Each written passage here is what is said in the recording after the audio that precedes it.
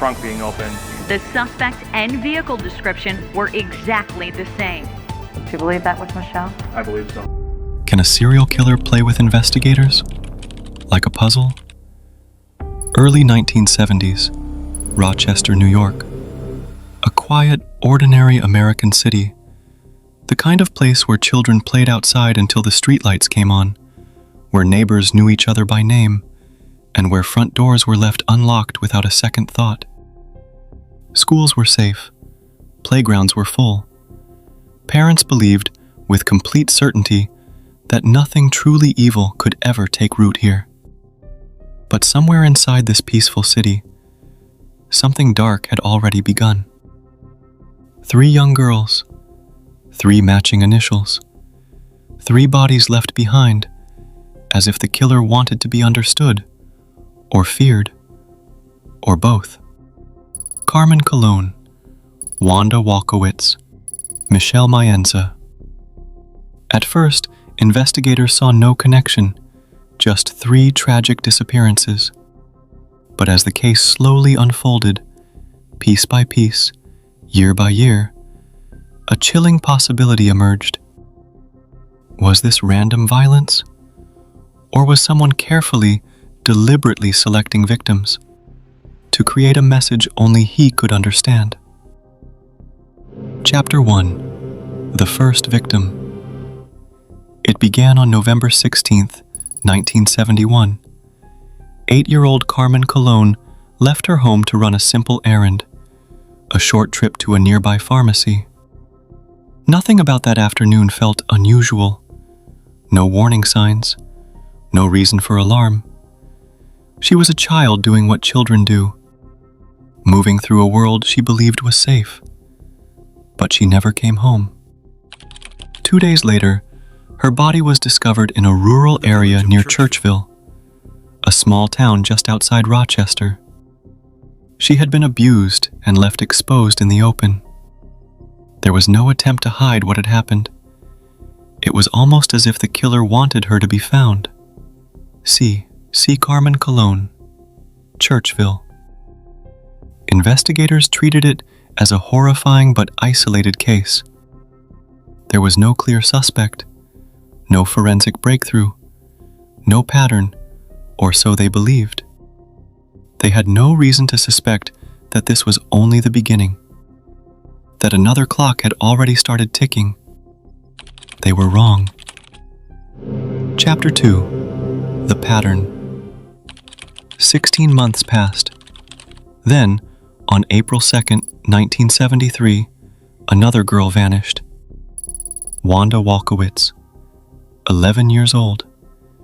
She had been sent to a grocery store near her home, an ordinary task on an ordinary afternoon. Like Carmen before her, she simply disappeared.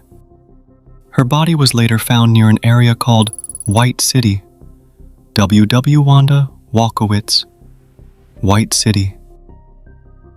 Then, on November 26, 1973, just 7 months later, Michelle Maenza disappeared without a trace.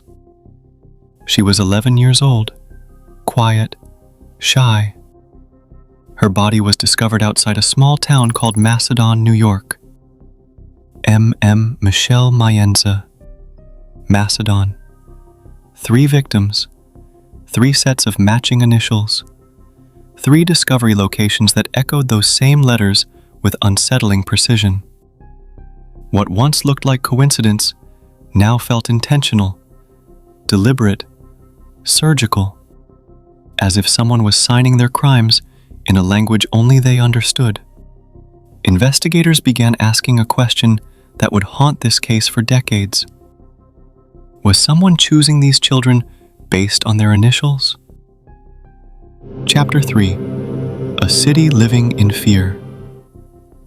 By the mid-1970s, Rochester was no longer the same city. Children were no longer allowed to walk alone. Schools changed their pickup and drop-off procedures. Parents who had once let their kids roam the neighborhood freely now coordinated every single movement. Newspaper headlines asked the question the entire city was already whispering. Is there a pattern? The fear was real, and it was everywhere.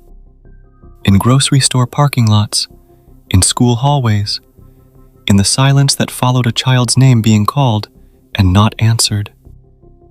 Behind the scenes, investigators worked relentlessly.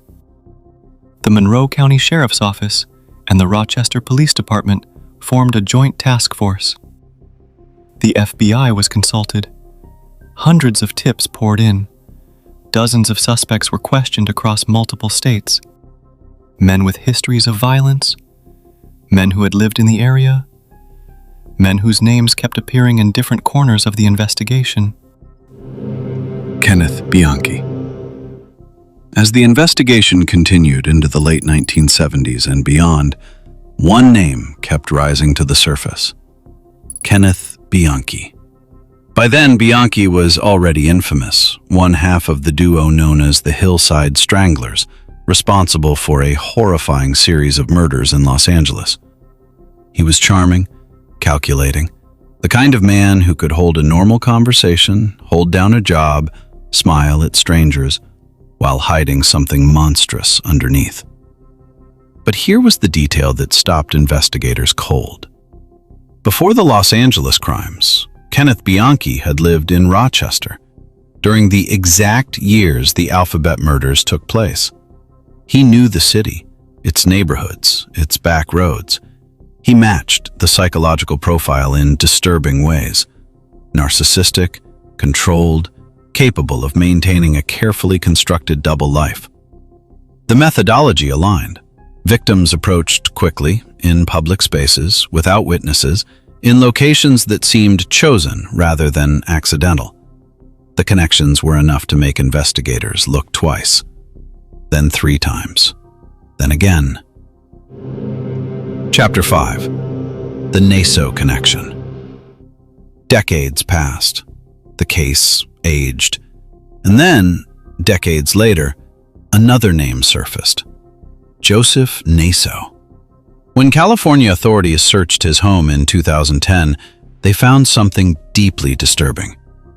Inside his personal notebooks were lists of names, repeated initials, and patterns that seemed to mirror the very logic of the Alphabet murders.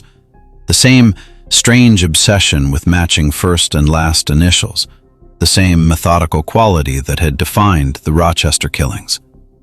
Naso was subsequently convicted in California for 4 murders.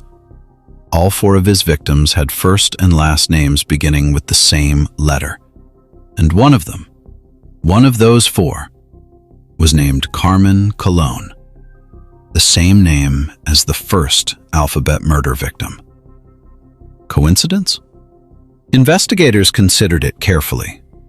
No direct evidence tied Naso to Rochester.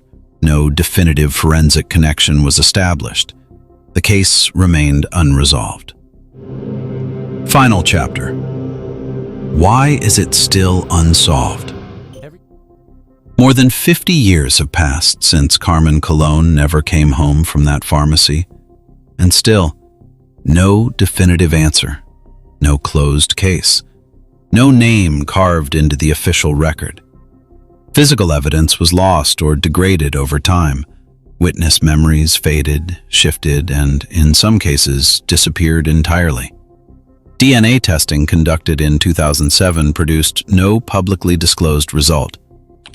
What remains today are fragments, patterns without full confirmation, suspicions without closure, a case that feels like it should have an answer but refuses to provide one.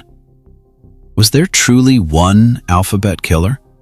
One man who turned murder into a coded system, signing each crime with matching initials, selecting locations that echoed his victims' names, leaving behind a puzzle he expected no one to solve? Or were these 3 separate tragedies, 3 unconnected acts of violence that our pattern-hungry minds stitched together after the fact, desperate to find meaning in something that had none? That question continues to haunt everyone who has ever studied this case. Because sometimes, the most disturbing mysteries are not the ones that get solved in a courtroom with a verdict and a sentence, and an explanation that finally makes sense. But the ones that refuse to make sense at all. If you found this case interesting, don't forget to like and subscribe. So what do you think? Was it one killer playing a psychological game with an entire city? Or a pattern we created ourselves, trying to give meaning to something that had none? Maybe the most terrifying part of the Alphabet murders is that after 50 years, the killer may have never stopped. And if that's true, how many times did people walk past him without ever knowing?